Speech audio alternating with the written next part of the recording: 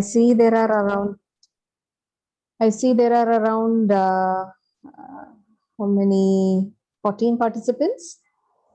14 participants. And I'm sorry to interrupt you. And today we expect more interaction from the participants on case presentation. Yeah. So, hi everybody. Good afternoon. If possible, please keep your cameras on because it is always nice to see you all and talk. Yes, participants, can I have your video on? Hi, Pranav. More? Hi. So where are the rest of them? Hi, Biswajit. Hi. It'll be really Hello, nice to see you all. Hi.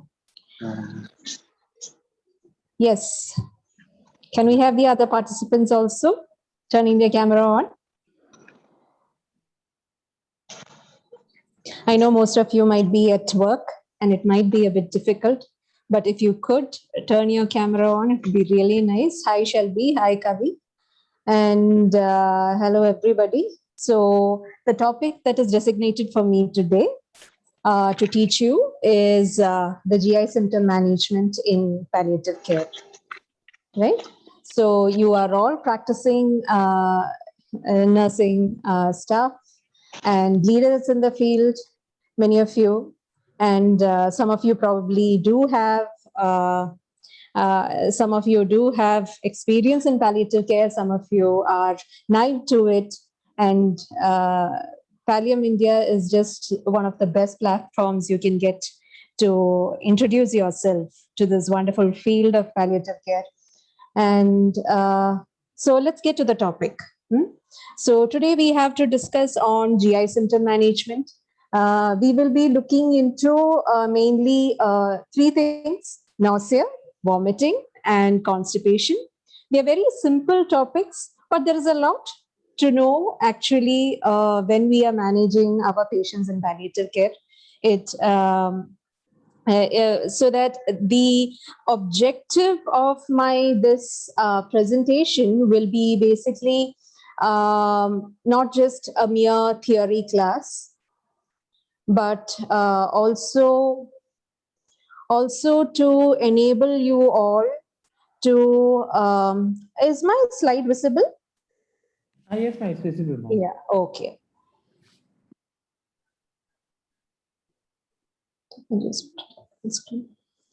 Right. So I'm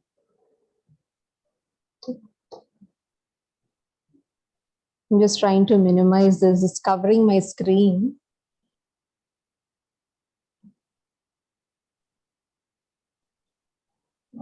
Share.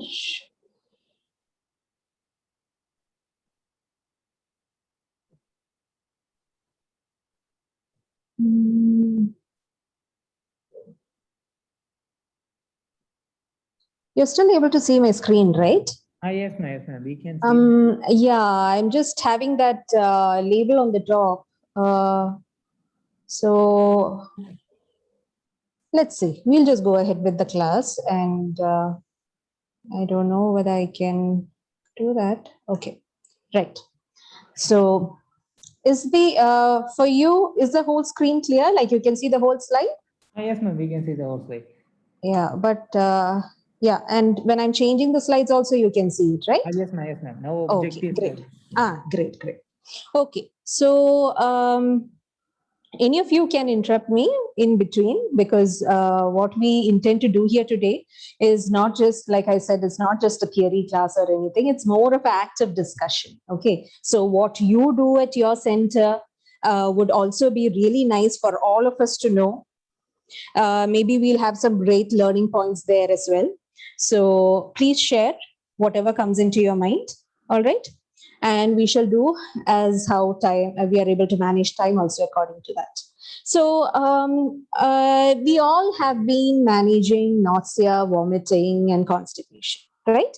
So tell me, in your practice, usually what do you do when a person is complaining of nausea and vomiting. Yes.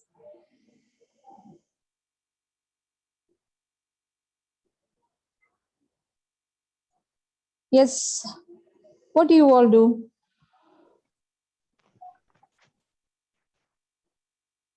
Identify the cause of nausea and vomiting and treat the cause if it is possible. Yes, that's wonderful. You would like to know what exactly is causing it, right?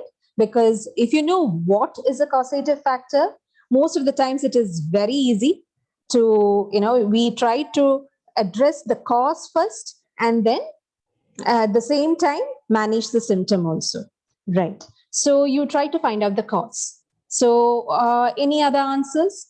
You have a patient who's complaining to you of severe nausea and vomiting. What do you do?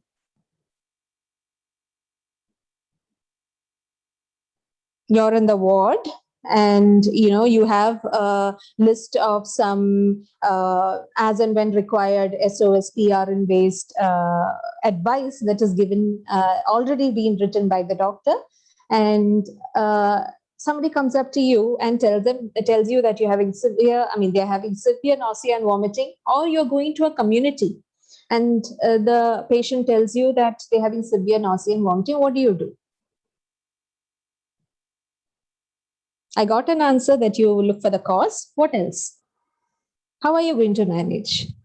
It can be right, it can be wrong. There is no right and wrong here. It's just a discussion. Come on. Right. What do we do next? How would you like to help that gentleman?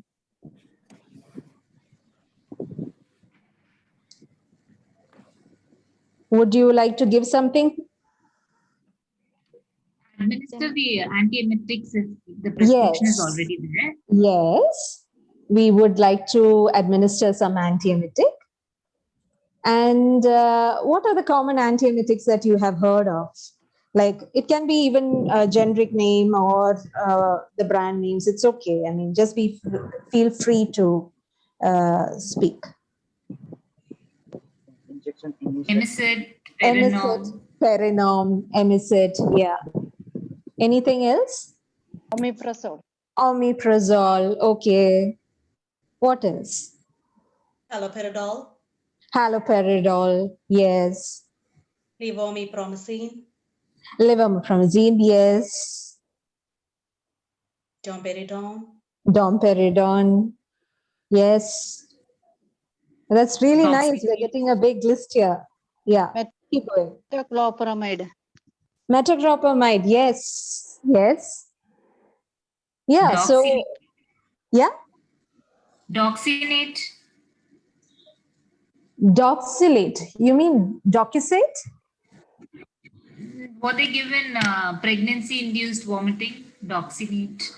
Okay. Okay. I'm quite unfamiliar with that. That's a good learning. Yeah. Doxynate. Okay. So it's a oral form that is being given. How frequently is it administered? It's depending on the frequency of vomiting, ma'am. Like I took for both my pregnancies. So. Oh, okay. Right. That's nice. We learned something new here. Yeah. So see, exactly this is what we mean by discussion. So when the discussion becomes active, it's a gain for the person sitting on both sides. So we have, I think, yeah. Please tell. Ma'am, some more points in comments also, ma'am. Sorry.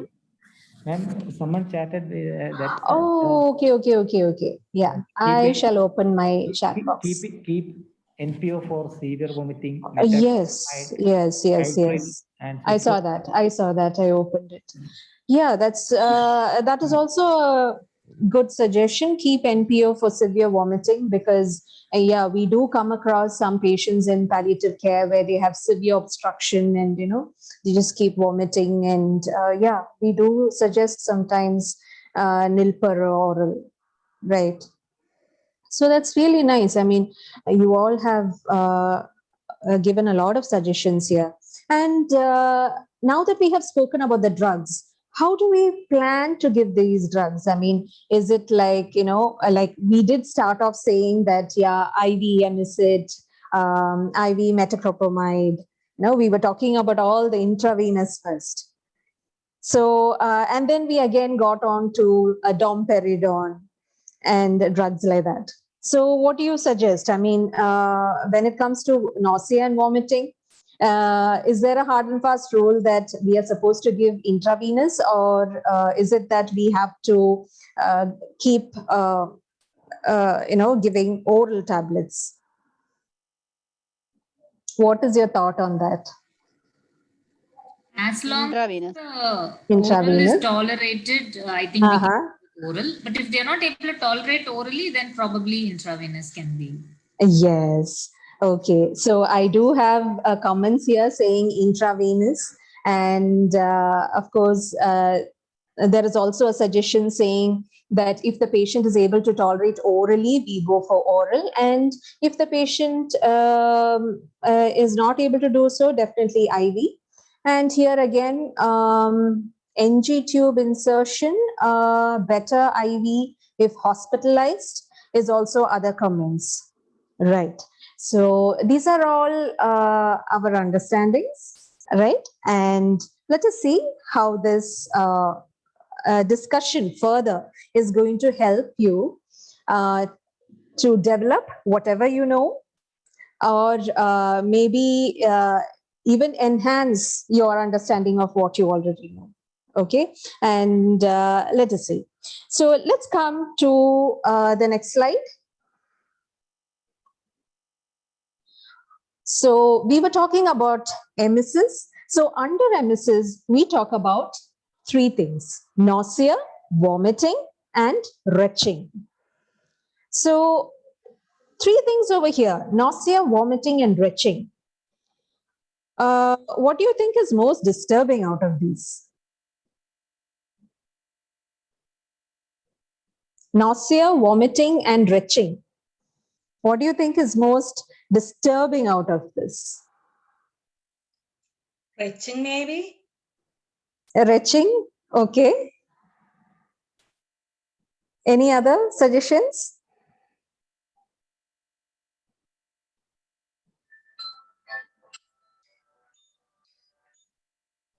Right. So it's difficult to define actually which is more troublesome to the patient, because each person perceives each problem in a different way. And one thing in palliative care that we need to understand is that a symptom, when you look at it, vomiting as such, if you look at it, it has it is not one symptom just as it is. It is multidimensional. There are various factors contributing to the cause of it. So according to that, any of these could be distressing to the patient in different ways.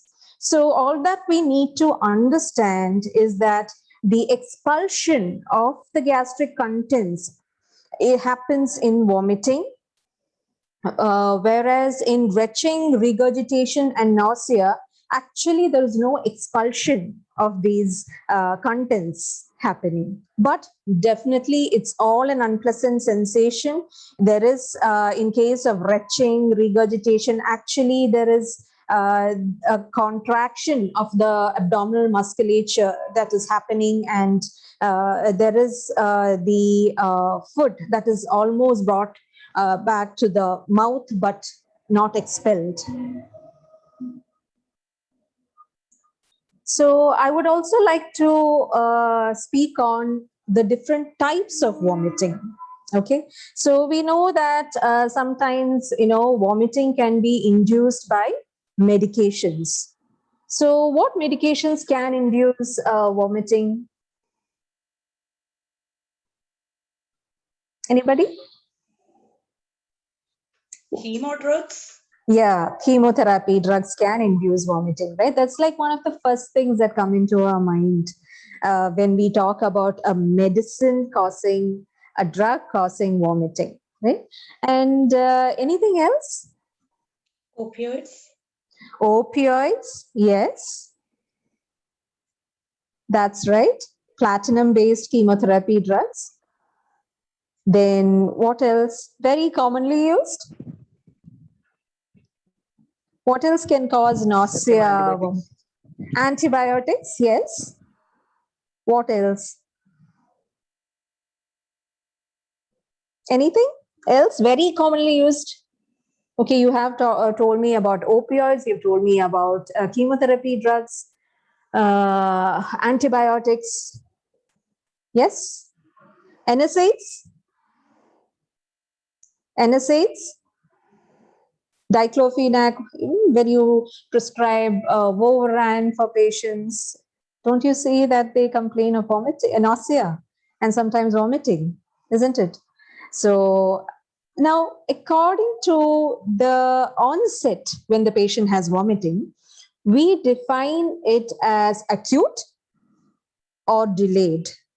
Okay, so how is it in case of acute? That is, a vomiting occurs few minutes to hours after the irritant. It can be a chemo drug, it can be a medication that the person has had, anything. So acute, it happens within minutes to hours, and importantly, it resolves in 24 hours. All right. So here in an acute case, we have to manage the patient for 24 hours because anyways, it is going to resolve on its own. So the first 24 hours is really crucial to make the patient comfortable. Whereas in delayed, what happens is that there are some chemotherapy drugs as well, which causes delayed vomiting. So maybe not the platinum group of drugs, but the others. So what happens here is that they might not have immediate vomiting. They might go home and then from the next day onwards for the next 2 to 3 days, or sometimes it just keeps prolonging for a week, that the patient might keep having nausea and vomiting. So for such cases, we might have to give antiemetics for a prolonged period like a week or sometimes even more. So this is called as delayed vomiting. Okay. Then there is an entity called as breakthrough vomiting. What is breakthrough vomiting? Where a patient has vomiting, you have prescribed an antiemetic according to the correct frequency. Now, the frequency of the drug is very important. If a drug has an action only for 8 hours, there is no point giving the drug for just once a day. So if you are going to be giving an antiemetic at the correct frequency and the patient is developing vomiting, now this is called breakthrough vomiting. Before the patient takes the next drug, that is, the patient takes one drug in the morning, one drug in the afternoon. So before the patient can take the drug in the afternoon, the patient develops vomiting. That is called breakthrough vomiting. All right.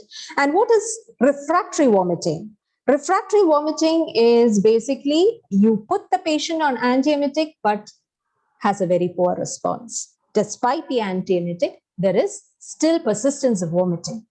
That is refractory vomiting. And then there is another entity which is called as anticipatory vomiting. Anticipatory vomiting is again seen in chemotherapy. And generally, it is about they think about they are going to have their chemotherapy the next day. They start vomiting even before that. It's just the thought of the insult that is going to take place, which will induce a vomiting, that the person starts feeling nausea and starts developing vomiting, right? So we have the different types of vomiting here. So how will nausea and vomiting affect a person's life? So, well, you might, I have listed it down like, it might affect the patient's daily function, the quality of life, and what happens, sometimes the patients are on chemotherapy and things like that. And because of the very fact that, the chemo administration made them vomit so much, and the entire week was very bad. They couldn't eat food.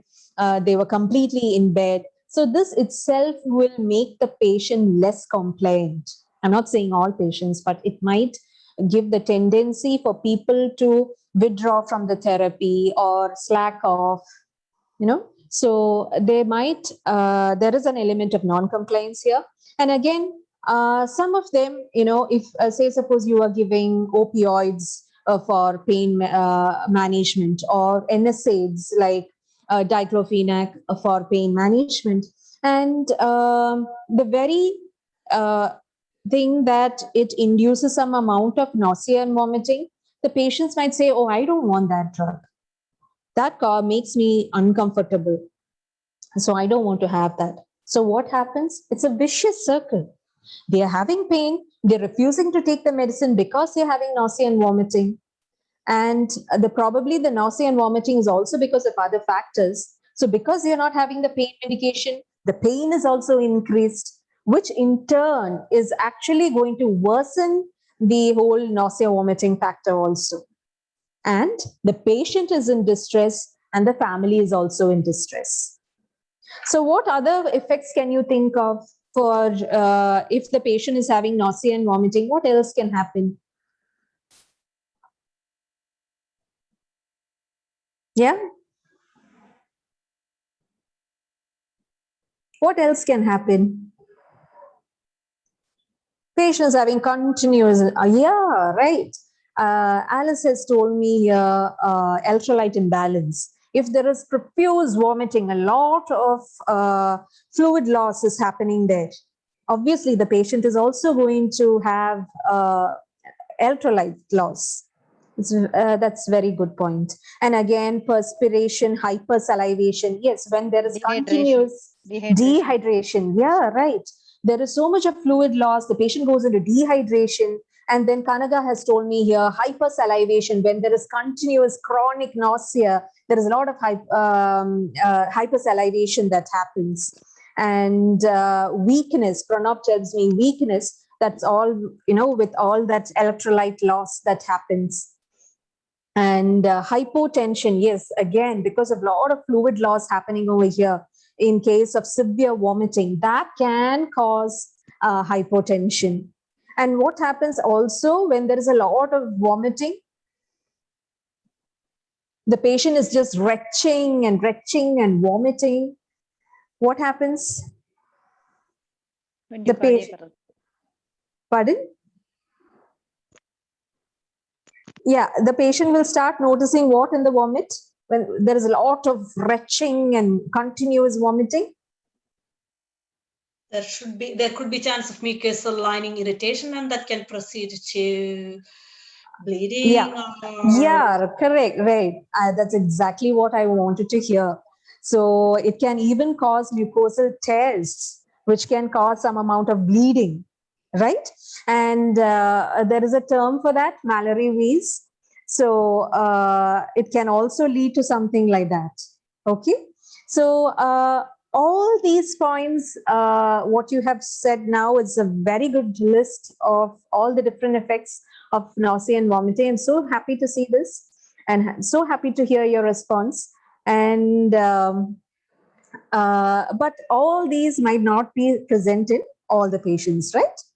So what we need to also know that is there are different pathways involved in vomiting in our body. Okay, there are a lot of centers in our body that is controlling the vomiting. It's not just that the brain is thinking that, yes, this person should vomit now and then starts vomiting. Or it's not just the gut receptors that think that, okay, this person should vomit now, so let this person vomit. So there are so many receptors in the body at different areas which say or make the patient vomit. So the causes, like we were talking about, what are the different causes of vomiting? Each cause, it goes and triggers a particular area. And it is from there that the stimulus goes to the vomiting center and finally the vomiting happens, right? So why I have put this diagram over here, like see, you can see the arrows over here. Anxiety, there's a lot of anxiety about the next day's chemotherapy. And what happens? It goes and stimulates the cerebral cortex, and from the cerebral cortex, signals are given to the vomiting center and there vomiting happens. Biochemical causes, Biochemical causes, we will get to that.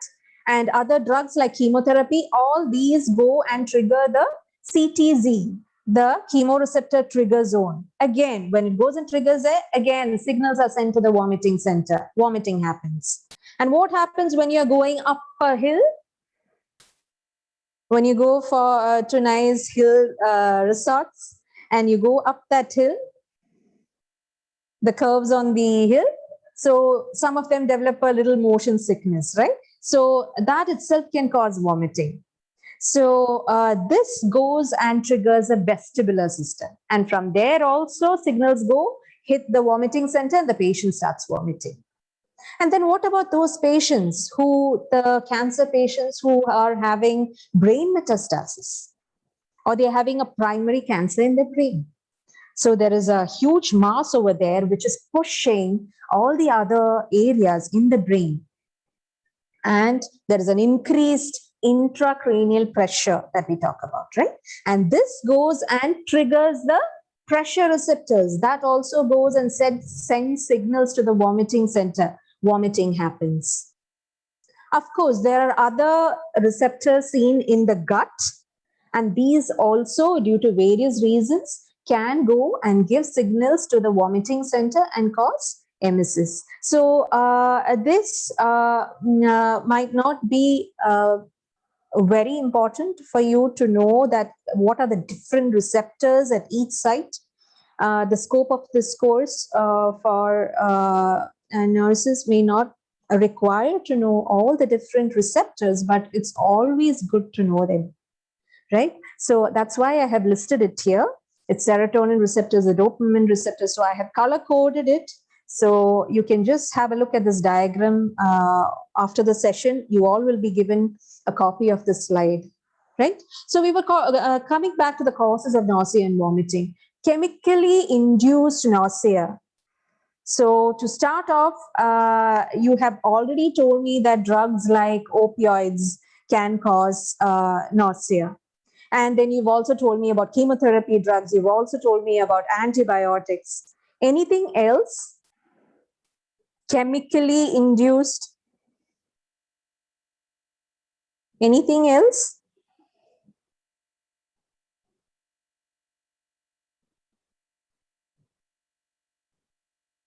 Any chemical within the body which can probably cause nausea?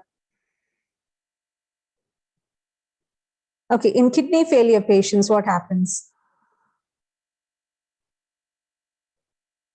The blood urea levels go up, okay? The blood urea levels go up, so the uremia also can cause amount of nausea, and even some electrolyte abnormalities. Like, we all talk about calcium, but if the calcium levels in the body go above a certain level, that itself can cause nausea and vomiting. Okay, so there are several other causes as well. Gastric stasis. What can be the causes for gastric stasis? There is no propulsion that is happening from the stomach to the intestine, or there is not much movement that is happening within the intestine. Digoxin. Okay, here probably because the potassium levels are affected because of the digoxin drug, that Kangana says that digoxin can be a reason, right? Okay. Then any other drugs that can actually put a brake on the further movement ahead of the gut system?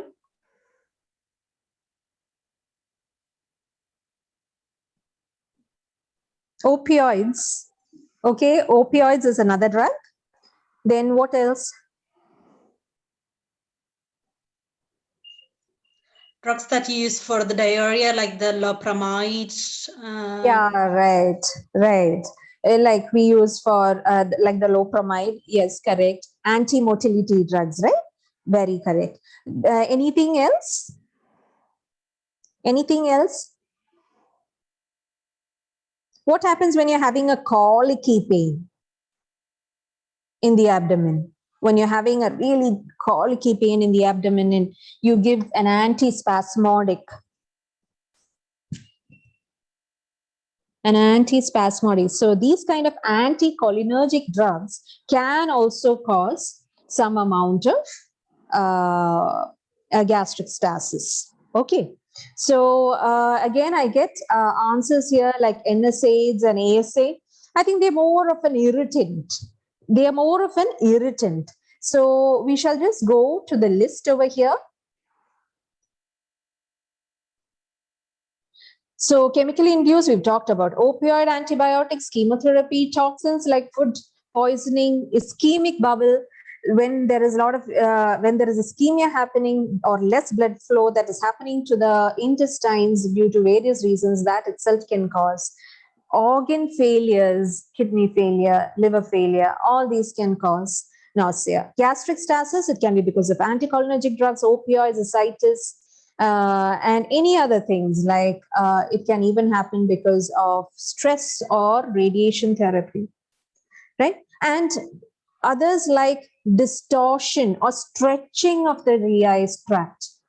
This happens when there is an obstruction. When there is obstruction, above that obstruction, all the intestinal secretions accumulate, all the fecal matter accumulate, and there is stretching happening over there, right? So intestinal obstruction is one of the other reasons. Constipation, all these cause stretch of the GI tract, which can cause nausea and vomiting. And like it was mentioned earlier about the NSAIDs and aspirin and all that, it can cause serosal irritation, GI tract irritation. Okay, serosal irritation is more about like ureteric obstructions or liver metastasis, things like that. Then again, we talked about the raised intracranial pressure, which can cause nausea, vomiting, movement induced like the vestibular disorders, anxiety disorders, or even anticipatory anxiety can cause nausea, vomiting. Environment. So most often we don't think much along these lines. You know, palliative patients especially palliative patients, when they talk about nausea and vomiting, we always think about, okay, what is the cause? What is the cause? What is the clinical cause for this? It is very important to also look at the other causes, the psychological causes, the environmental causes. How is the food that is given to the patient? So most often what happens is that being a patient, the patient being in the hospital, sometimes the dietitian prescribes a very bland diet for patients. So the food is not appetizing. The patient does not want to have the food. So that itself can cause nausea and vomiting. Or maybe it is a smell, the smell from a wound that the patient has, which is infected. Or it can be the smell from the oral cavity for various reasons. Or it can be the room of the patient is in. That is very displeasing. Or the distaste that the patient is having. You know, chemotherapy also induces some amount of distaste where the patient is not able to perceive the food taste on its own.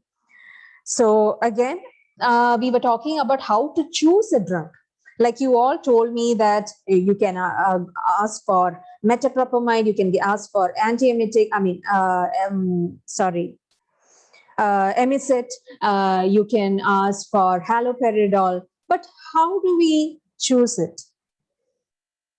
When a patient complains of a certain amount of nausea or tells that he's having severe vomiting, there should be a rationale or a checklist in our mind with which we will be like, okay, does the patient have this? Okay, does the patient have this? Okay, does the patient have this? Okay, if this is there, then probably this X is the correct antiemetic that will give the patient most comfort.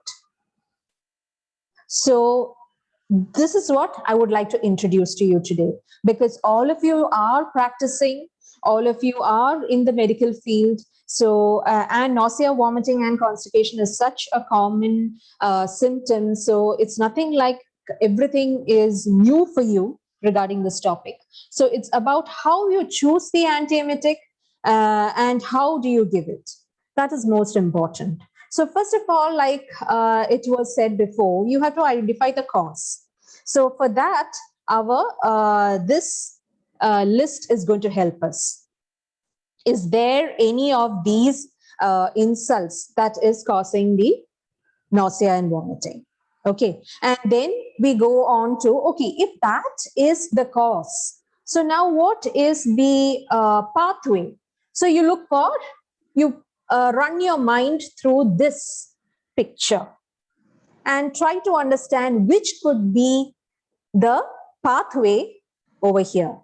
And then if you know which is the pathway, you look at the colors over here representing the receptors. And then you go down where I have listed what receptor it is. If you know which receptor it is very easy to choose what drug you have to administer to the patient. Okay. And then comes the route of administration. So like it was discussed earlier, if the patient is able to tolerate orally, go for oral drug. Or if the patient is having severe vomiting, you can always go for the IV preparation. And is there anything other than IV and oral? How else can you give an antiemetic? Subcutaneous.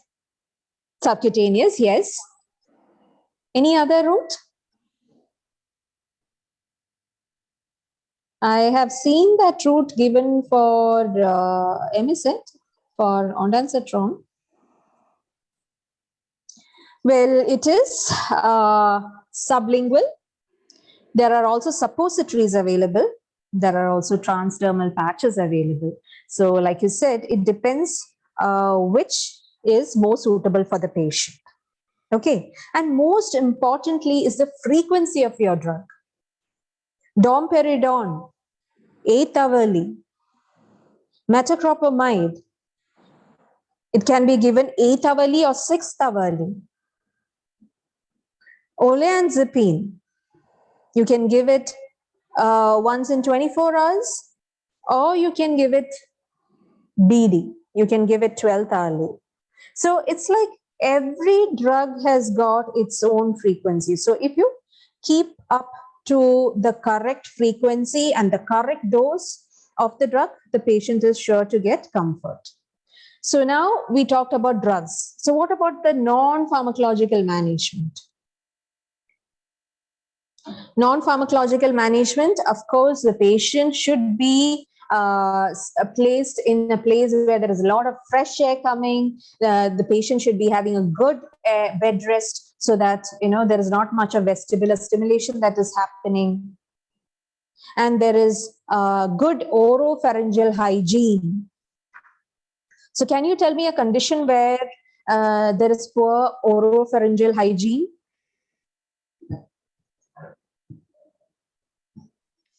Yes. Or pharyngeal cancer. Oropharyngeal cancer. Yes, Pranav, you should have been telling me that. That is your topic for presentation today, right? Yeah. Then what else can be there other than just cancer of the oral cavity? Head and neck cancer, yes. What else can cause a poor oropharyngeal hygiene? Now, this we all know. Come on. What else can cause? Very simple answers, right? Unhygienic practice. Unhygienic practices, okay. Maybe the person doesn't wash their mouth after frequent feeds. Tobacco chewing, right? Alice just said tobacco chewing. That itself can disturb the oral hygiene. What else? Squamous carcinoma tank. Yeah, CA of the tongue also can cause. So any cancer to do with the oral cavity and head and neck, all that. Tracheostomy patients, definitely that also, because there's a lot of, pooling of secretions that is happening, and the oral hygiene most of the times is compromised for such patients, right? Anything else? What is a very common infections that you see in the oral cavity? Tooth abscess. Sorry, I didn't get you. Tooth abscess. Tooth abscess, yeah, okay. Any sort of dental infections, gum infections. Yes, the CA of the lower alveolus, aphthous ulcers, gingivitis. Yes, we've got so many good answers here. And see, Colonel Lovely, everybody. Yeah. And what else? Seen in immunocompromised patients. What would be there when you're looking into the oral cavity? You see a nice coated tongue, don't you? Oral Candidiasis, yes, candidiasis, stomatitis, lymph node involved. I'm not thyroid. I'm not sure how much that can contribute to a oral hygiene, loss of oral hygiene. Anyway, we shall look more into what are the other non-pharmacological managements. Avoiding situations which can induce nausea and vomiting, and having an upright position, and giving suitable distractions to the patient when the insult is going on. So usually what we do, you know, for maybe chemotherapy patients, when they have music playing in the wards, or maybe they are asked to read books, or you know, interact with the caretaker when the drug is being administered, or even after that during the week. So there are other distractions also that you could do. Okay, so it's not all about medical management, but also non-pharmacological management, and these are just the different ways that that can be adopted for distraction techniques. Okay. Now, nutritional advice. What do you tell a person? So if a person is having nausea and vomiting, what can the person do? I mean, we can't tell them always to be nil oral, right? So there has to be something that we have to tell them so that they don't compromise on their nutrition, isn't it? So we can ask them to have small, frequent meals rather than the 3 large meals in a day. Break it into smaller meals, maybe like every 3 hours, something like that. And try consuming foods during the time of the day when they are able to eat better.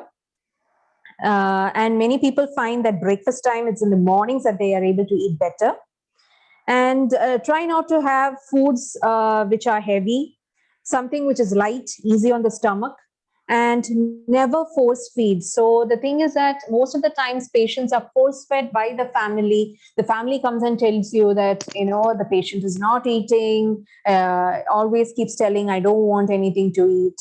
But actually, when you ask the patient or you're going for a home visit, you do see that the volume of food that is being served to the patient is actually a lot than he can actually take in, because it is not of any bad intention. It is only because the family is wanting the patient to eat as much as possible and gain back his strength, right? Right. So somebody has even told about parenteral nutrition, total parenteral nutrition. So again, we shall come to total parenteral nutrition. Like, is it always our advice that we give for those with nausea and vomiting? So what are your thoughts on it?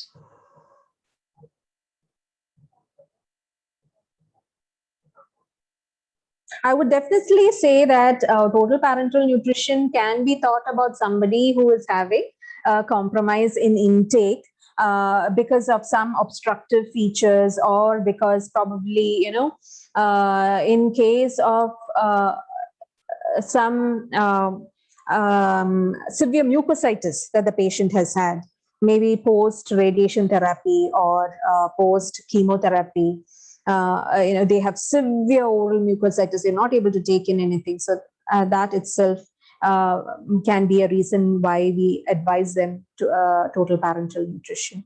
Then again, always go for food that is of comfortable temperature, and try to avoid fatty, sweet, and spicy food, and avoid high fiber diets and carbonated drinks. Okay.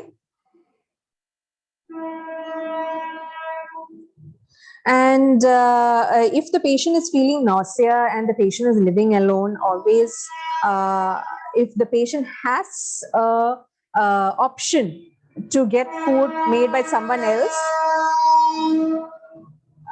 we can ask them to take the option of asking someone else to make the food for them.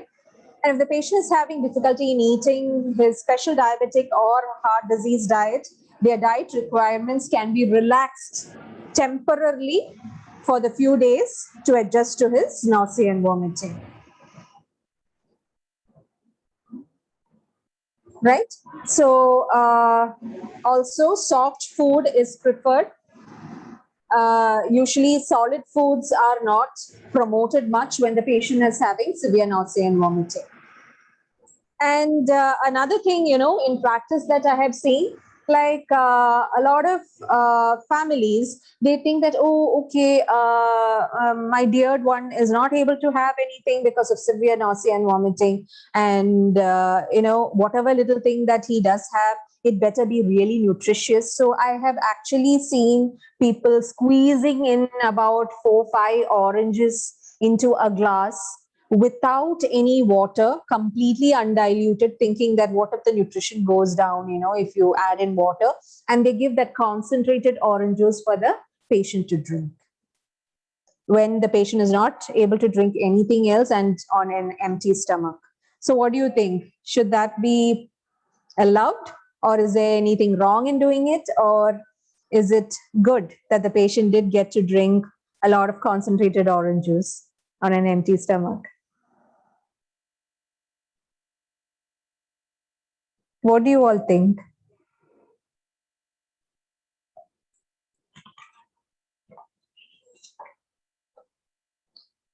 Yes. Did you listen what I was saying? Did you get the question? If a patient is having severe nausea and vomiting, and the patient is not able to eat anything, almost empty stomach, and the family decides to give a nice concentrated juice of about 5 oranges in a glass. So is that going to help the patient? Yes, I get wonderful answers here. It can induce the vomiting or worsen the gastritis, right? Because it's very acidic. Yeah. So it can even worsen the already existing nausea and vomiting, isn't it? Yes, due to the acidity. Exactly.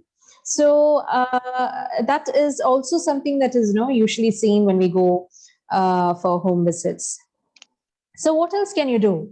You can tell the patient to keep the mouth clean, do a regular good oral care. So if the patient is admitted, it is also part of the nursing care, a very important part of the nursing care, oral care, and also loose fitting clothes if the patient is having nausea, vomiting, and also a lot of fresh air, and to limit the sounds and lights or any trigger, for that matter of fact, which can induce the nausea, vomiting.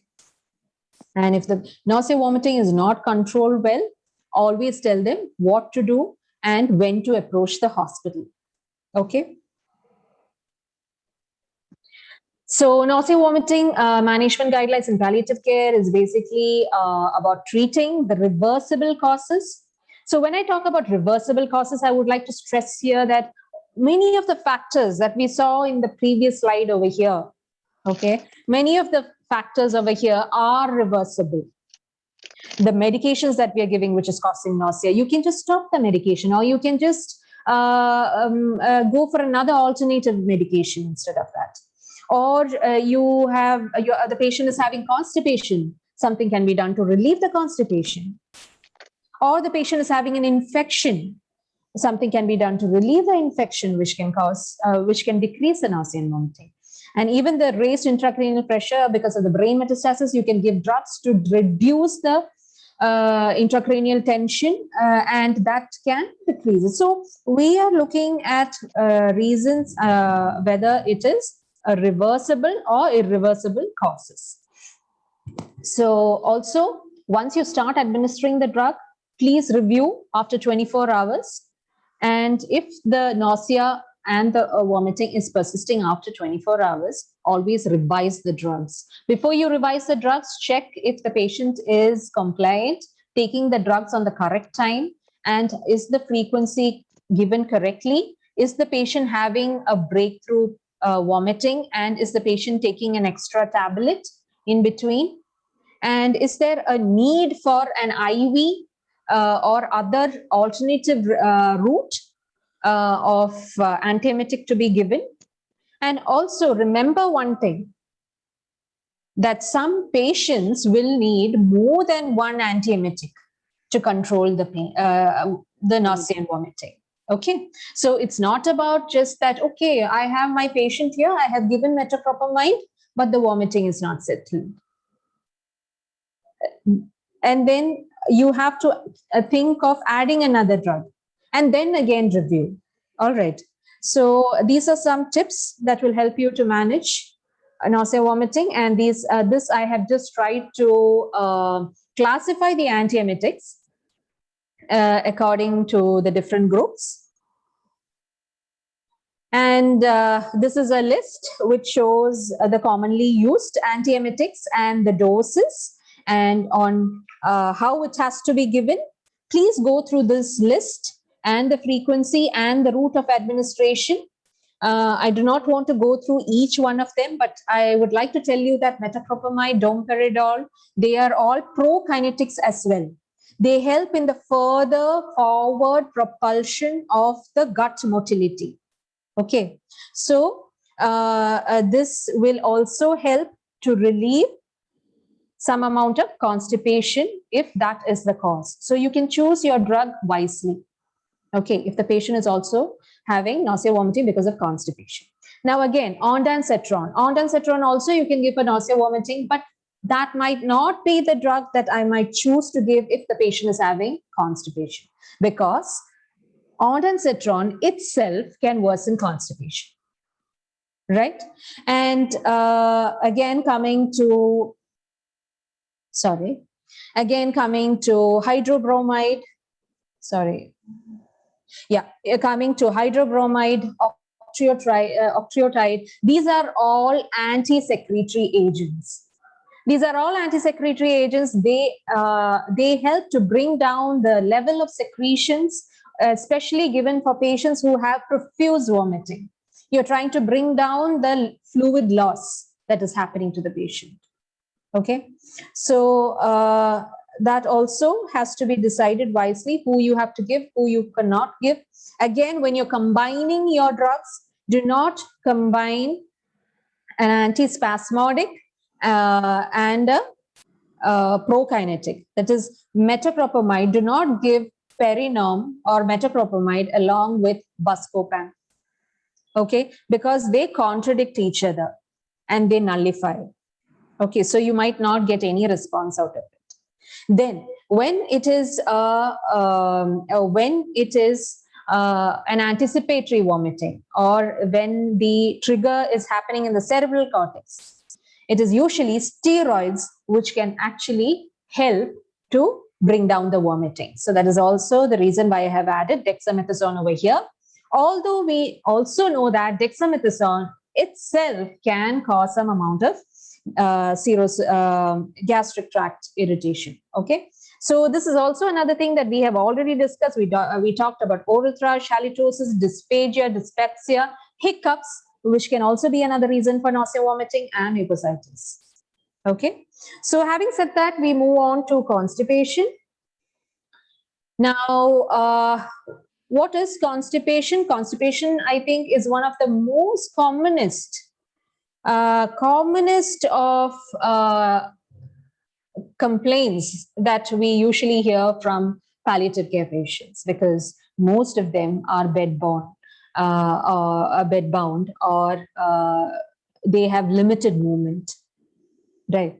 So that is one of the reasons, or maybe they are on multiple drugs, right? So they are on multiple drugs. So is there any drug that causes constipation that you would like to just comment on? Chemotherapy. Chemotherapy itself can cause constipation.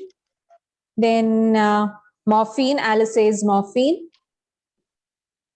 Anzi also says morphine, right? Any opioid, for that matter of fact, can cause constipation. And if you have a drug, sorry, anticholinergics. Anticholinergics, yes, they also cause constipation. They reduce the secretions, they decrease the motility, and all this can contribute to constipation. And if you have an opioid that the patient has high score of pain, the patient has a score of pain like say 10 on 10, and the patient is on high dose of morphine, and the patient is having severe constipation, you're trying to do everything and it's not settling, and then what do? Can you just stop the opioids totally in such a case?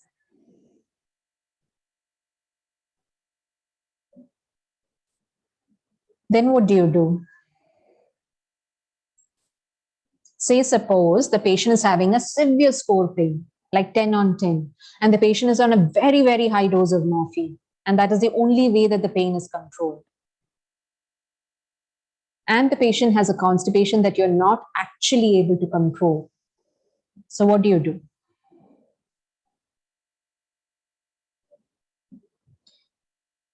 Any comments? You can also try, if you have tried every way to relieve the constipation, give laxatives and all that, and still not settled, you can think of even opioid rotation. Okay. Yes, we can give any laxative, and still if it is refractory to it. So if you think it is not responding to anything, you can rotate the opioid. Like what I meant is that you can try another opioid. Say you can try out fentanyl. Okay, so that is just another thing that I wanted to add. So basically, constipation is either a difficult or painful defecation, and it is associated with infrequent bowel evacuations and hard feces. So you need to know what is actually the regular pattern for that patient. If it is a patient who is having a habit of evacuating his bowels only once in 2 days, then that is his normal. So when a patient comes to you and tells that he has not had a bowel opening yesterday, ask him the question, how is it usually for you? Right? So if there is a change in pattern that is noticed apart from his usual pattern, that is what we would call as constipation. Right? So yes, proctolysis enema can also be given. So 45% of palliative care patients are constipated on admission, is what some data says. And how would a patient come and tell you that the patient is having constipation? These are all different ways how they could be telling you. They might say that I'm having a feeling of, incomplete evacuation, or they might just say that I just feel so bloated, my stomach is just so bloated. Or they might just come to you with nausea and vomiting. And when you're trying to find out from the cause by asking all the things in that checklist of yours that we just discussed, you might find out that, oh, it is constipation that was causing the nausea and vomiting. Or the patient might be having abdominal cramps or pain, or bowel obstruction features, or, the patient could also present with overflow diarrhea. Do you know what overflow diarrhea is? Anybody? Overflow diarrhea. Here, the patient is not going to tell you that I'm having constipation, I've not passed stools. Interestingly, the patient is going to come and tell you, I'm having continuous loose stools. And mind you, you also have to think of constipation when the patient is telling you the patient is having loose stools.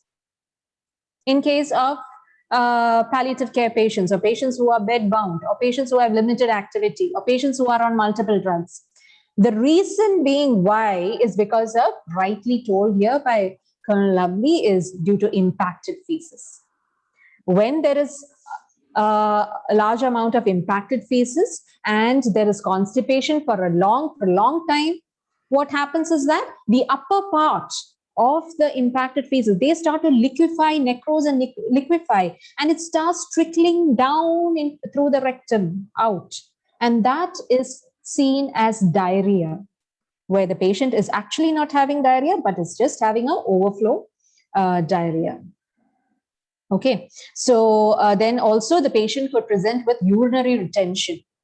I've seen so many patients who present with urinary retention, but we might just end up putting a catheter, and we might not just realize that it was a whole lot of impacted fecal mass in the rectum, which was actually causing a pressure effect on the bladder, which is causing the urinary retention, right?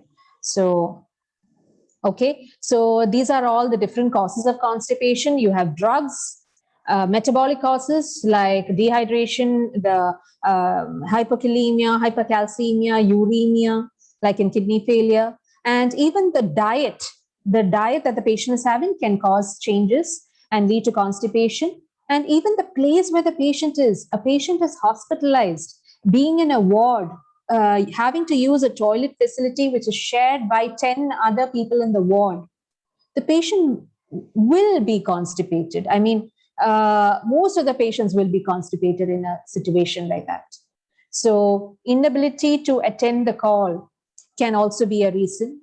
And any spinal cord issues can also lead to constipation. Any pelvic tumors or any other conditions which is affecting the rectum or the large intestine can lead to constipation. And also other psychological causes like depression can also lead to constipation. So when you have a patient in front of you, you first ask them what was normal for you. Then you ask them how was the frequency, how was the amount, how was the consistency, was it hard, was it like the little that you did evacuate, was it hard, or was it like watery, was it blood stained, when was the last bowel movement you had, are you having any pain or excessive gas, fullness, or are you passing flatus, and are you using laxatives? How often are you taking them? How much of dose are you taking of the laxative? Did you have it every day, or did you skip having it yesterday? What are the other medicines that you are taking? Is this constipation something that has happened recently? Has there been a new diet that you have been following recently? Right? And of course, you have the family saying that, but you know what? He has not eaten at all. So really, will he actually pass motion? Is it actually a problem that he is constipated? What do you think? When you go see a patient at home who is sick, and the family tells, oh, but then, there's no point that there's no problem that he's not passed any motion because he's not had any food itself, proper food itself for so many days. So what should your response be? Is that okay? Is that okay that the patient has not been eating properly, so the patient can be constipated? Yeah. Yeah? No, the patient should be producing some stool still. Yeah, the patient will definitely be having intestinal secretions, right? So there's some amount of mucosal shedding and all that happening that will contribute to some fecal material. And there is also a lot of metabolites, toxic metabolites, which is accumulating in the body and is being excreted out of the body through the feces. So prolonged constipation can cause accumulation of ammonia levels in the blood. And the patient could just present to you with confusion. The patient might be brought to you with just confusion, totally disoriented, and you don't know what the cause is. And you are asking a history, you are clinically examining the patient, and then you realize from your history and going through that checklist that we were having that actually the patient was constipated, and prolonged constipation led to increased ammonia levels, which has made the patient disoriented. And also, Pain in the anal area could also be another reason for having constipation. All right. So how do you manage? Again, see what is reversible over here, correct the correctable causes, and use your laxatives judiciously, and improve the general condition of the patient. Good symptom control, like just like I was telling you about the pain. Maybe the patient is having impacted hard fecal mass, which is causing pain at the anal area. That itself might be the cause for constipation. So give pain medications, give analgesics, so that the patient is relieved of the pain and can also help in bowel evacuation. Encourage activity. Immobility of the patient can cause constipation. So promote activity. Fiber diet is also next. And again, non-pharmacological management, good accessibility to the toilet, and timing and privacy of the toilet facilities. Squatting position can help in bowel evacuation.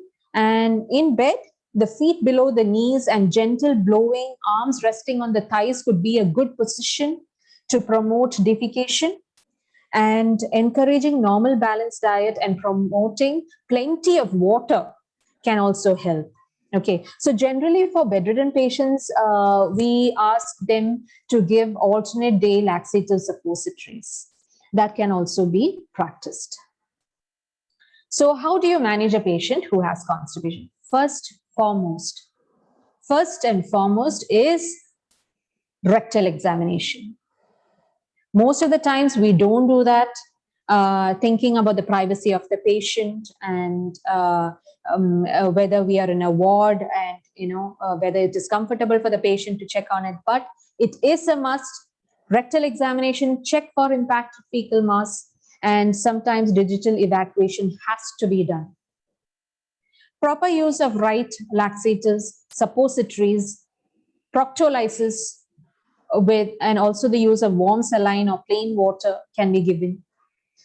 And generally it is said, do not give soap and water enema for hygienic reasons, and digital evacuation, like I said before.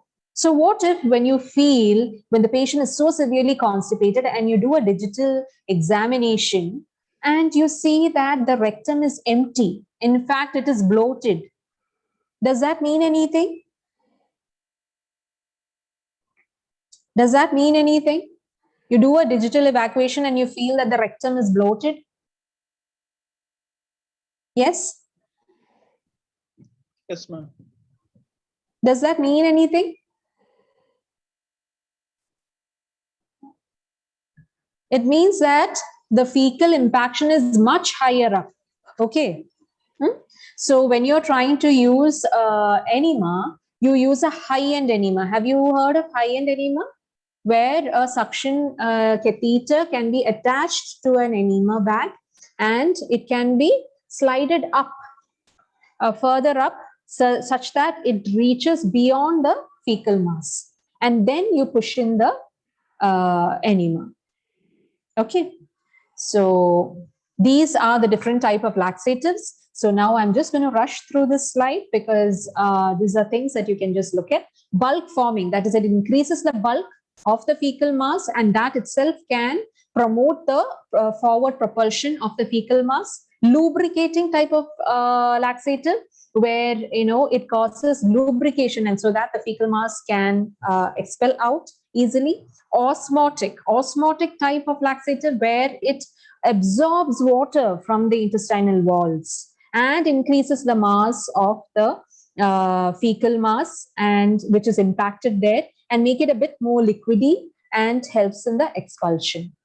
Then you have stimulant laxatives, which is also promotes the contraction of the intestines and helps to forwardly propulse the fecal mass out. And then you have stool softeners like the Decusate, where it helps to soften the stool. So this is what we've been telling.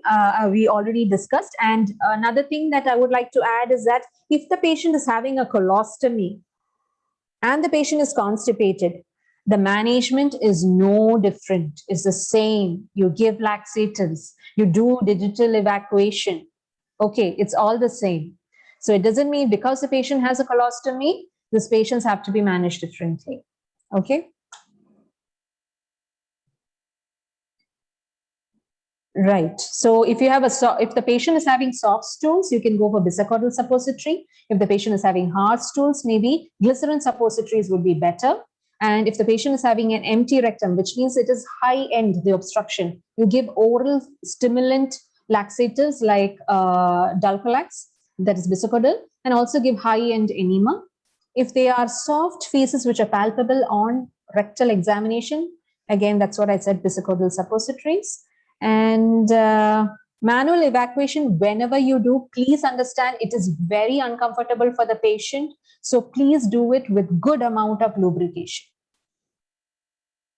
And also, you have to explain the procedure pre-hand to the patient, make the patient comfortable, and only then do the manual evacuation.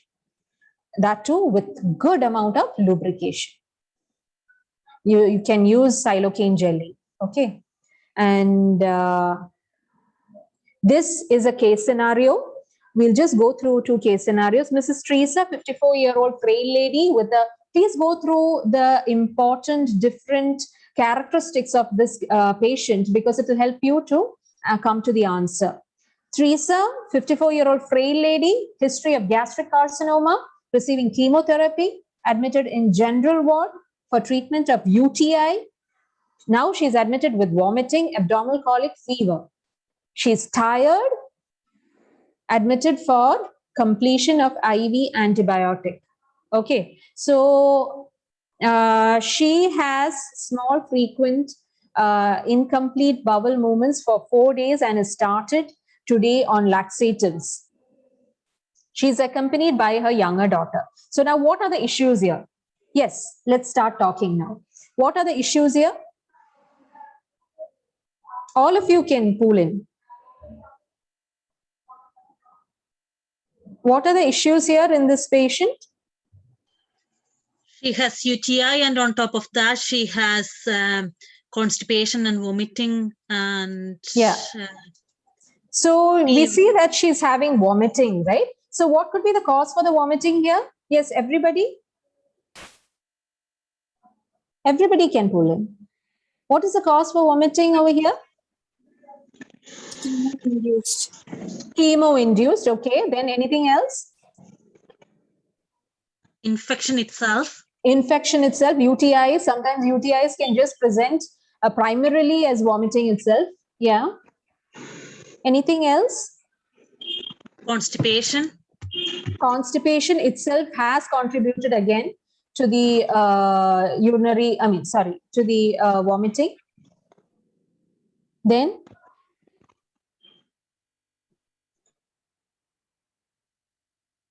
anything else? Maybe even the antibiotics had some contribution towards it, right?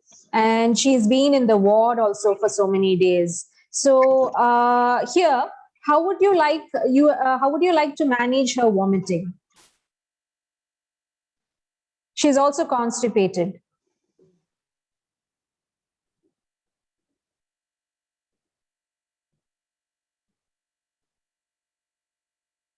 What are you going to give her? What drug are you going to give her?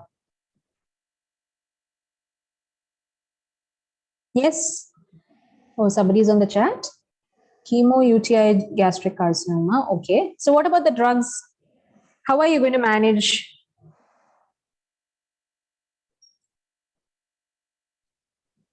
I suppose we can give metoclopramide to promote the gastric motility to avoid constipation. Yeah. So you are going to give something where even the intestines are going to propulse further. They are going to have a forward motion, right? Because that will also help the constipation. So metoclopramide would be a good choice because metoclopramide and domperidone are 2 medications which will also help in the forward action of the gut. Okay. And what else? You need to relieve the constipation also, right? The vomiting is caused by the urinary tract infection, which is being managed with the help of antibiotic. And then again, you have constipation, which is addressed by laxatives, right? So, anything more that you would like to add over here? If chemotherapy is playing a part, maybe a drug of choice for chemotherapy induced nausea and vomiting. Yeah, okay, that's very good. So you have the laxatives to take care of the constipation. So having kept that, you can also think of adding in ondansetron. Ondansetron is a drug that you would give for chemotherapy-induced nausea, vomiting, and also radiation-induced nausea, vomiting. So you can also think of that. But your first choice would definitely be metoclopramide over here. Okay. So now you did an investigation, you took an X-ray of this patient, and what is this X-ray showing? What is the X-ray showing over here? Impacted feces. Yes, you can actually see the large intestine with all the impacted fecal mass over there, which has contributed to the constipation and the nausea and vomiting in this patient. Okay. So how we are going to manage it? We do a digital evacuation, and we give laxatives, and we also control the nausea and vomiting. Now, another one. Mr. Roy is a quadriplegic who is given feeds through nasogastric tube, and he's also presented with vomiting since 2 days and is very sick, and you have visited him at home. So he's on nasogastric tube and feeds, but he's still having vomiting since 2 days, and he's looking very sick. Now, what is the reason for this? We know that NG tubes are put for vomiting. Now, why is this guy who is having an NG tube actually vomiting? And that too very recently, for the past 2 days. Obstruction? Yeah, I will cut short the class. Yeah. Obstruction? Yeah, there could be obstruction in the NG tube. That could be a reason. Anything else? Usually what happens, sometimes overfeeding. Okay, that's very good. Overfeeding through the nasogastric tube can also cause vomiting, right? And the vomiting could have probably led to some aspiration, which has made the patient sick, right? And also another thing, there is a malposition that probably happened. The patient must have, pulled it a bit, or that also could have led to this. Okay, so that's very good. So I think we have to stop now. This is basically the summary of the entire thing. Correct the correctable, non-pharmacological management, pharmacological management, and do your intervention. Always understand whatever symptom you see is not just a physical symptom, but it is multidimensional. And so you manage, you assess all the different aspects of it and manage. Okay, right. So these are my references. And thank you very much. So we shall move on to the case presentation. I think I took a lot of time with my discussion. Pranab, you're presenting? Yes, ma'am. Yeah. We shall go to your presentation.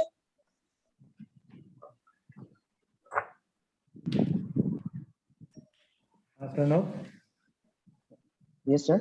I think we can start the case presentation. Sure, sir. Can you see the screen? Can you see the presentation? Yes, sir. Okay, start.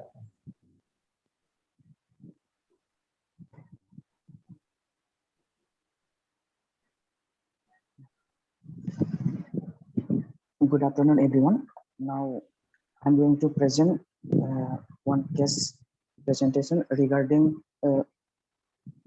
squamous cell carcinoma of left lower alveolus.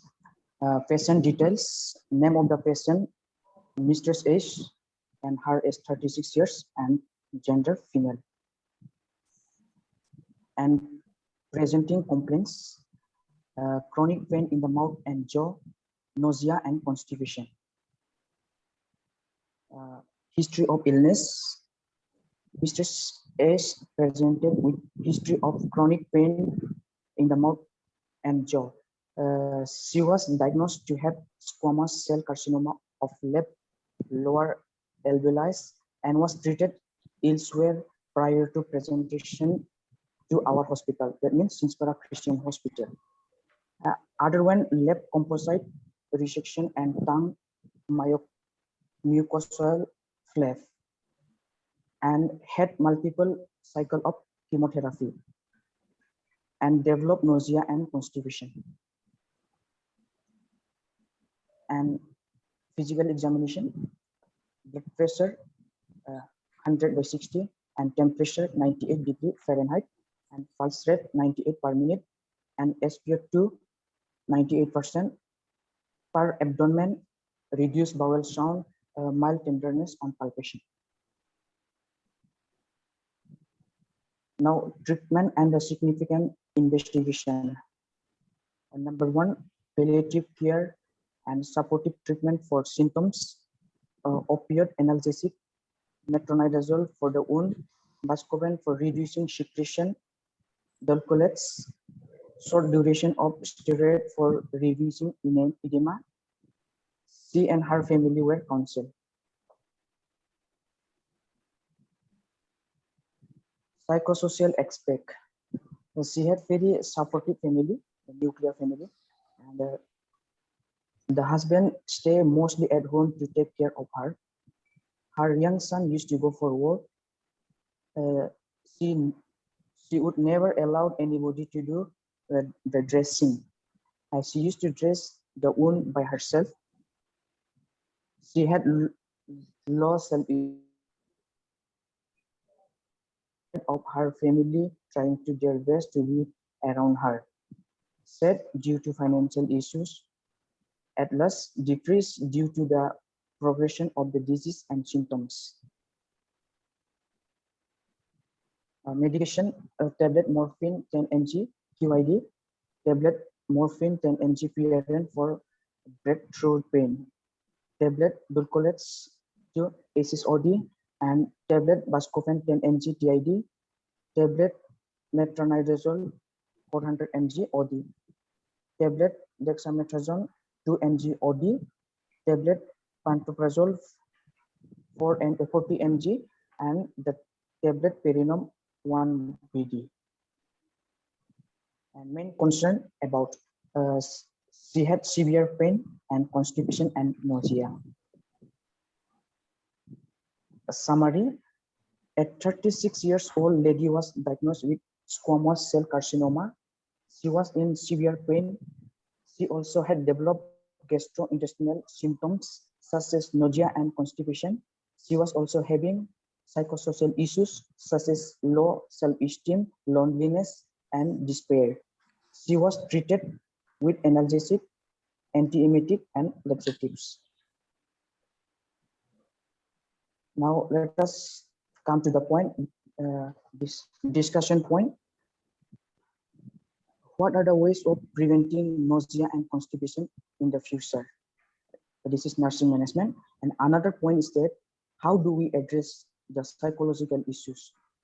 So let us take time for discussion. So I would like to request anybody wants to share.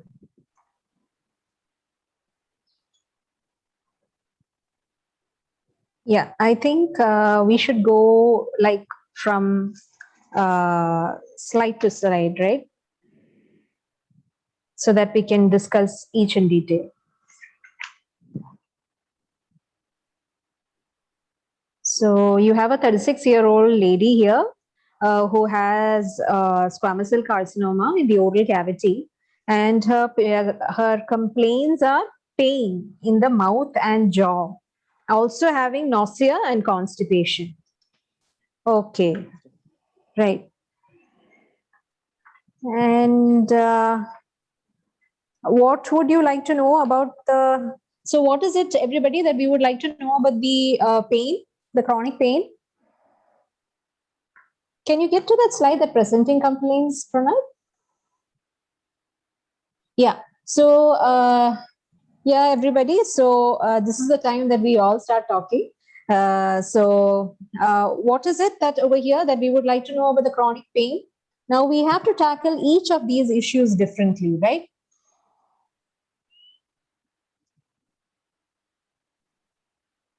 Yes, everybody?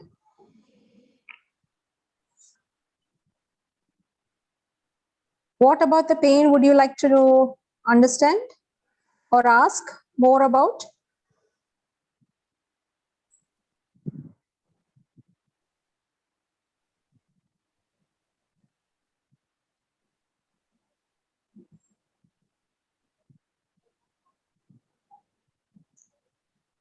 Anybody here? PQRST of pain. Okay, that's lovely. So can we just go through it? What is it? PQR and SNT?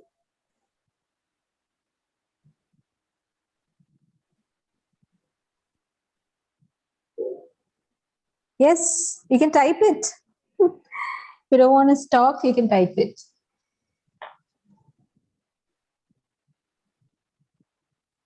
So you need to know where the pain is, right?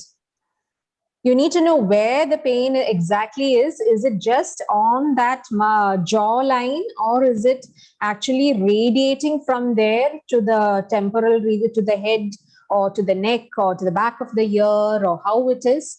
Or is it just there on the jawline? And how is the pain score? How is it?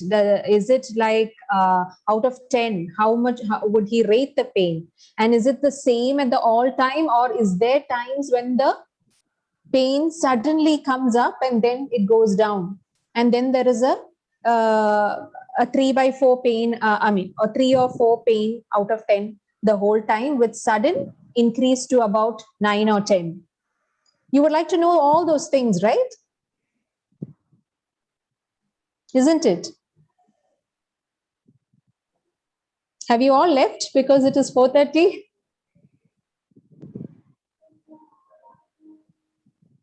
Yes.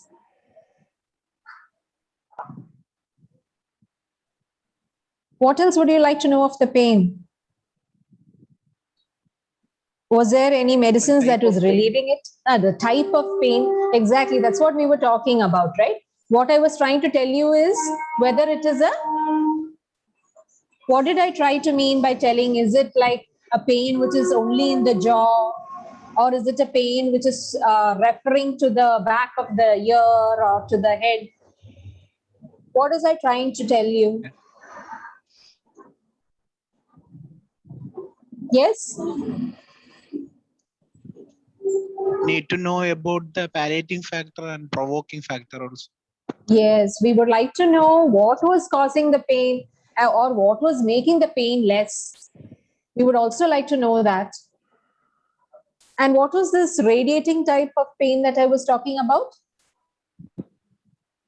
What type of pain is that? A pain which radiates.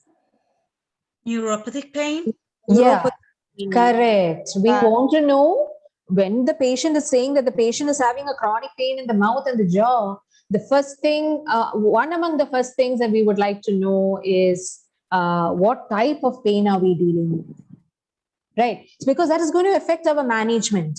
So the type of pain, the score of pain, what is the provocative factor, what is the relieving factor, everything is important for us.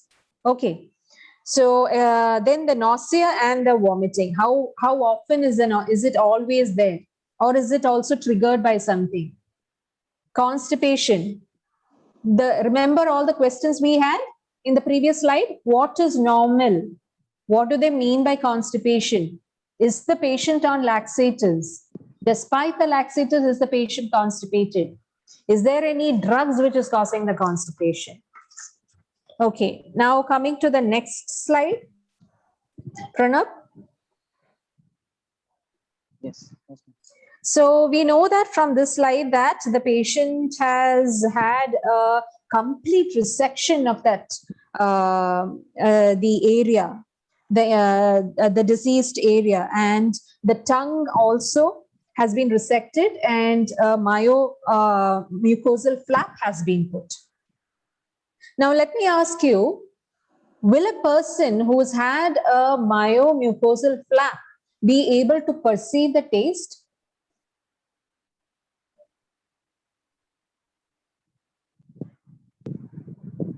Anybody? Will the patient be able to perceive the taste?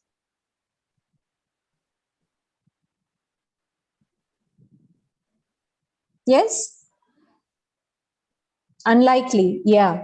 So that itself can probably not make the person not want to eat food, have a nausea and things like that, right? Okay, now coming to the next slide. You have told about reduced bowel movements. I mean, bowel sounds. So what is that? What is that telling you? Reduced bowel sounds.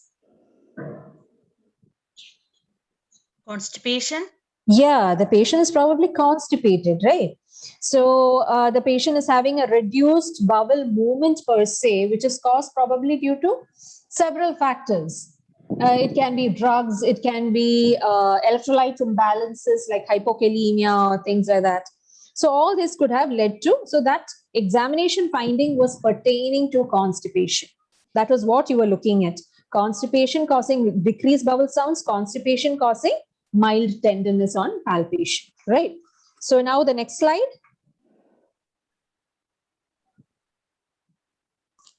Okay, the patient is on palliative care, the patient is on supportive treatment for symptoms, the patient is on opioid analgesics. Now, did the opioid analgesic have any contributory factor to the patient's problem? Yes, no, maybe? Everybody can answer. It Come on. could. It could. Okay. It could have. In which way? In which way could have contributed to which complaint of the patient? As opioid has the side effect of making people constipated. Yes. Yes. And also cause some amount of nausea and vomiting. Okay. And metronidazole for the wound, would that have a contributory factor? Yeah, sure. Yeah, sure. Yes. Yeah. So why?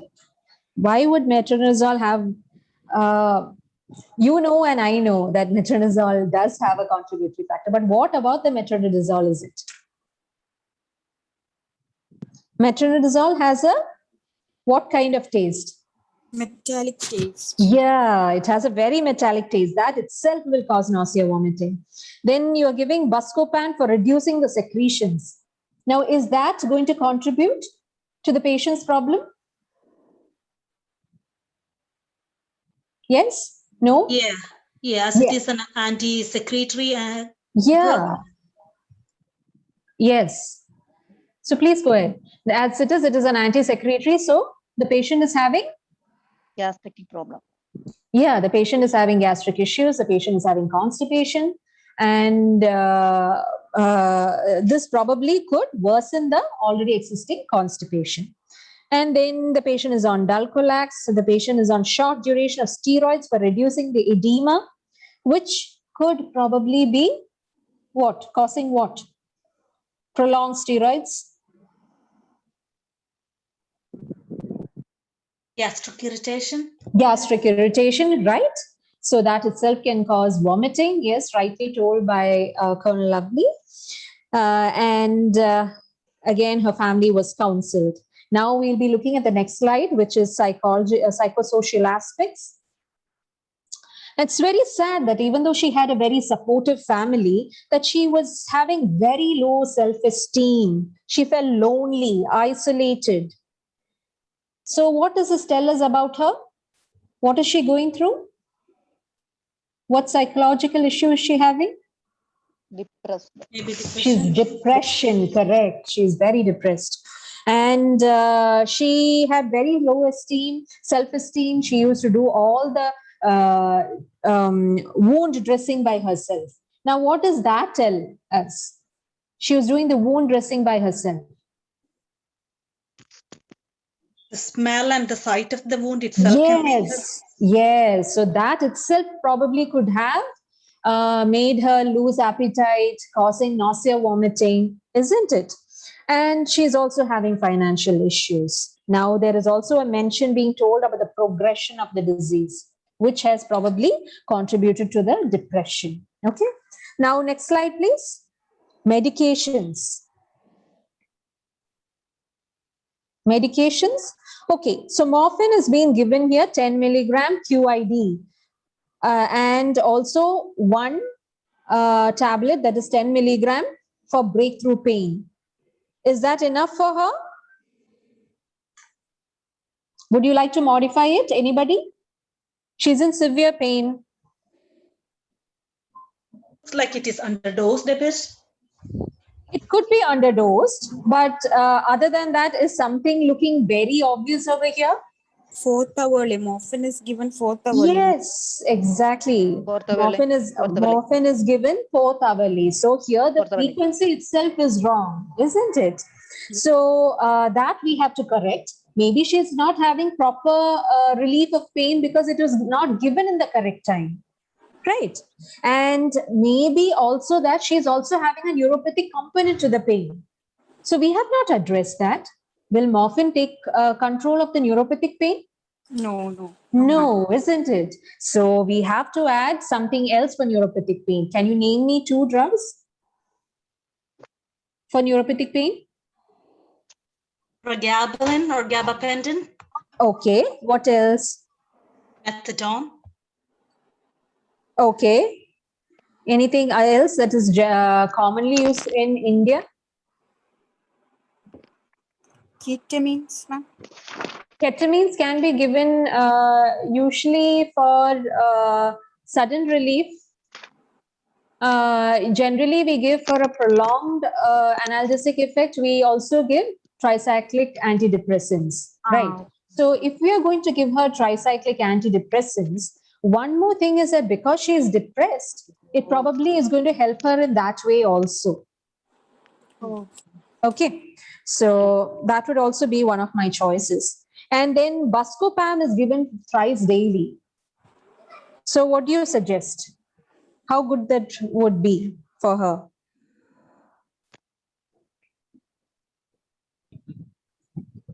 that might be contribute to her Can give us constipation. Yeah. Yeah, all of you can speak, no problem. Come. You want to make that OD once OD. daily. Okay, any reasons why you want to just bring it down?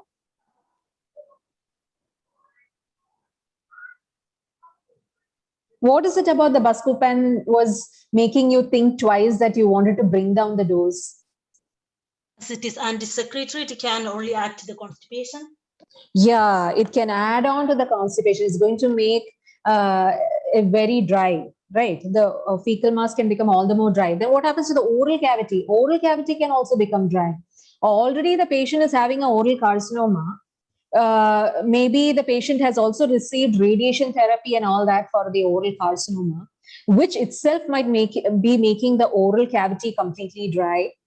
And now giving an anti-secretory agent might probably worsen it. So then the patient is also on steroids. The patient is on PPIs, proton pump inhibitor like pantoprazole, which can ease the gastric discomfort, and Perinom. Perinom is given here 1 tablet twice daily for somebody who has a lot of nausea. How would you like to step it up? can give us 6 hourly. Yeah, you can give 6th hourly or at least 8th hourly, isn't it? So these are all the things I would like to highlight. We just went through each and every slide, isn't it? Now, can we come to the discussion point, Pranav?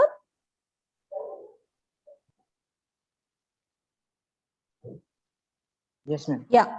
So you asked, what are the ways of preventing nausea and constipation in the future during nursing management? So first we understood what we had to address in the current prescription, isn't it? We found out what was wrong in the current prescription, and we have identified where to change the frequency, change the drug. Okay. So after making the necessary changes, sustaining that change, reviewing the patient every now and then, checking for his comfort, then you think about, okay, now how can you prevent it further from happening? Okay, so how will you prevent it? Just like how we were talking right now, just give me a few points. How can you prevent it? We already ran through all the points. How can you prevent the nausea aspect over here?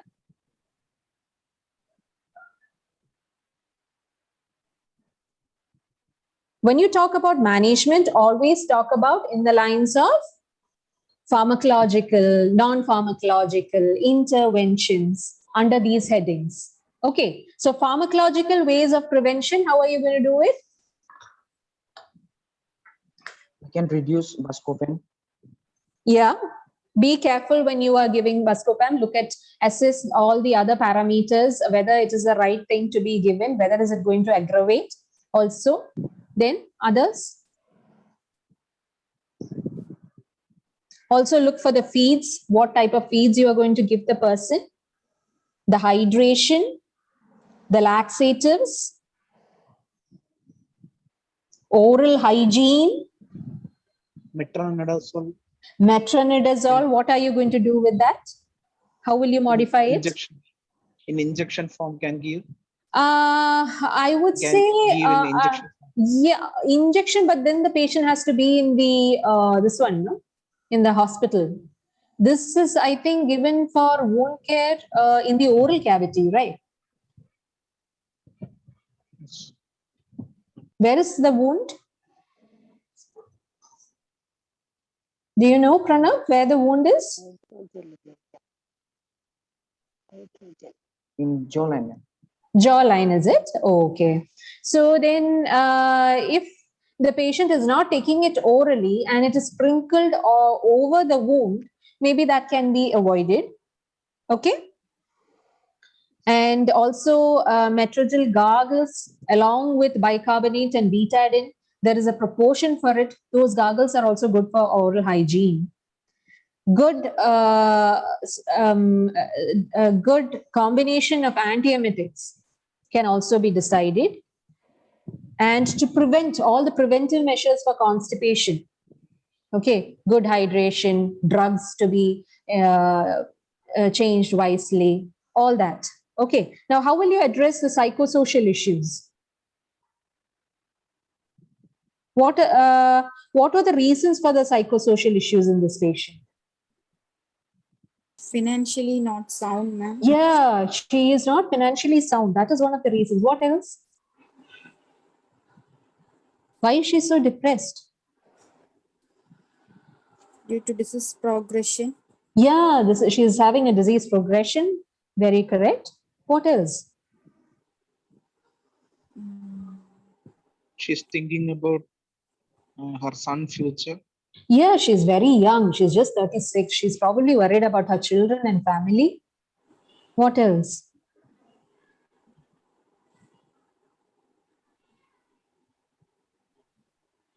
And she is not having enough relief of symptoms, isn't it?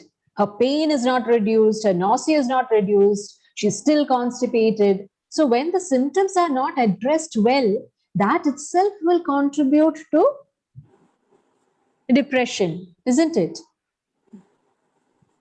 Then what else? She's had a huge surgery.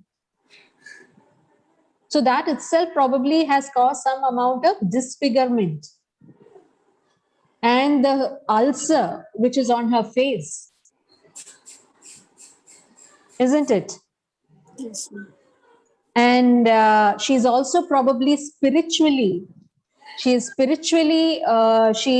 affected because she didn't want anybody else to clean her wound. She had very low self-esteem. Probably she was under a lot of spiritual issues, that that question of why me, why this had to happen to me. So basically we'll have to address it with good amount of counseling, good symptom management, and good care sharing should happen with the family. Try to tell her that family they are there for you, they are supportive for you. Help them to be involved in your care process so that they also feel happy. They are doing it with happiness. Make her understand and elevate her spirituality. Okay. So anything else? Anybody would like to add?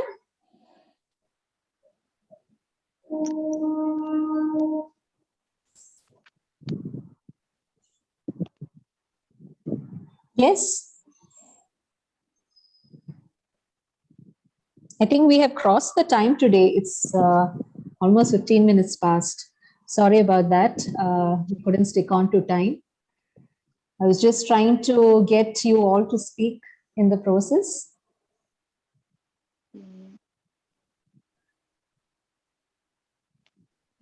Would anybody like to discuss anything more? Any grants she could get from the government, ma'am? Yes, yes. We could associate her to organizations, self-help groups, where she could get financial assistance. Definitely, that's a wonderful suggestion. Help from palliative home cares for dressing. That's also a wonderful suggestion. We should inquire, are there regular home care visits being done for her? If not, to involve more frequent visits to her house.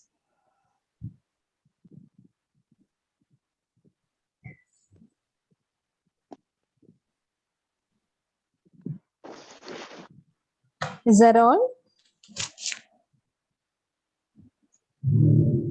We can Yes, give caregiver education also. Yes, we can also give the caregiver education on how he can manage the wound, how the dressing can be done, also on how to actually attend to her psychosocial issues and help her deal with it, and how the food can be modified to make it appetizing and palatable for her. All these health educations and can be given to the caretaker.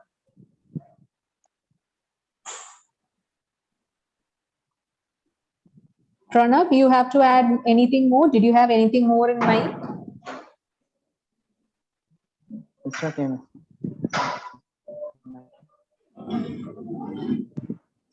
So if if there are no more questions, shall we conclude the session? Yes, ma'am. Yes, ma'am. Yes. So thank you, everybody. I enjoyed a lot in this session. It was really nice to have all your suggestions, and it's very nice to take class when people are responding. That is the whole idea of these kind of classes. It's not